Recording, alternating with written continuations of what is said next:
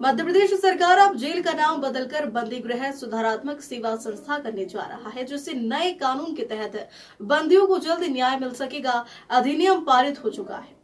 महानिदेशक द्वारा सर्किल जय रतलाम को केंद्रीय जेल का दर्जा दिए जाने हेतु प्रस्ताव भेजने के लिए अधीक्षक लक्ष्मण सिंह भदौरिया को निर्देश भी दिए गए। इसके उपरांत महानिदेशक जेल द्वारा सर्किल जेल रतलाम सर्किल के अधीनस्थ जेल के अधिकारियों की समीक्षा बैठक ली गई व उन्हें आवश्यक दिशा निर्देश दिए गए। सलामी गार्ड द्वारा महानिदेशक जेल को सलामी दी गई।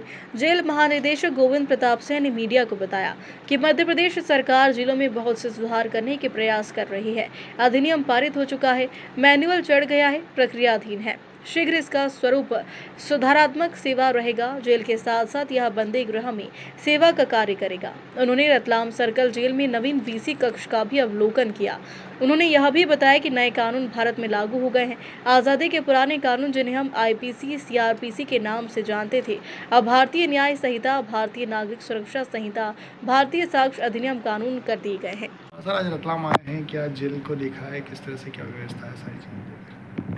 मध्य प्रदेश सरकार जेल में बहुत सुधार करने का प्रयास कर रही है। इसी तरह से अब हम लोगों ने इसका नाम जेल ना करके बंदी गृह एवं सुधारात्मक संस्था के रूप में इसका नया नामांकन करने का अधिनियम पारित हो चुका है। मैनुअल विचाराधीन है, प्रक्रियाधीन है और शीघ्र ही जो है इसका स्वरूप चेंज होकर सुधारात्मक सेवा रहेगा। जेल के साथ साथ ये बंदी गृह एवं सुधारात्मक सेवा के रूप में काम करेगा। जो आपने कहा कि मुख्यतः यात्रा का प्रयोजन, तो जैसा कि आपको मालूम होगा कि नए कानून भारतवर्ष में लागू हो गए हैं। जो पुराने आज़ादी के पूर्व के कानून थे, जिन्हें हम लोग आईपीसी और सीआरपीसी के नाम से जानते थे, अब उन सब में परिवर्तन करके भारतीय न्याय संहिता, भारतीय नागरिक सुरक्षा संहिता और भारतीय साक्ष्य अधिनियम लागू कर दिए गए हैं। ये सब पुराने कानून जो थे वो ब्रिटिश पीरियड के कानून थे। उसमें मुख्य कमी ये देखी गई थी कि न्याय में बहुत ज़्यादा विलम्ब होता था।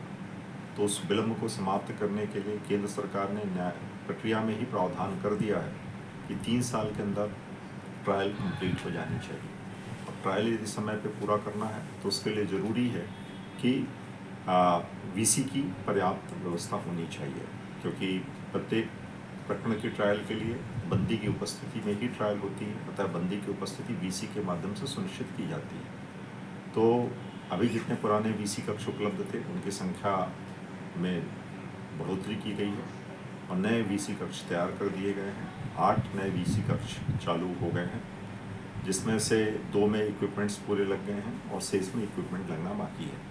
मतलब कुल मिला के संक्षेप ये है कि पहले जैसे प्रचलन थी कि जस्टिस डिलेड जस्टिस बरीड, मतलब यदि विलम्ब होता है न्याय में तो वो दफन हो जाता है और उसके आधार पे उसके स्थान पे है शीघ्र त्वरित न्याय का संकल्प है। जैसा कि आपको मालूम ही होगा, केंद्रीय गृह मंत्री जी ने इसमें बहुत ही ज़्यादा मेहनत किया, बहुत ज़्यादा प्रयास किया, जिसके फलस्वरूप ही 3 नए कानून लागू हो सके हैं और उसी प्रक्रिया के अंतर्गत ये वीसी कक्षों का निर्माण किया है, जिसका कि आज लोकार्पण किया गया है।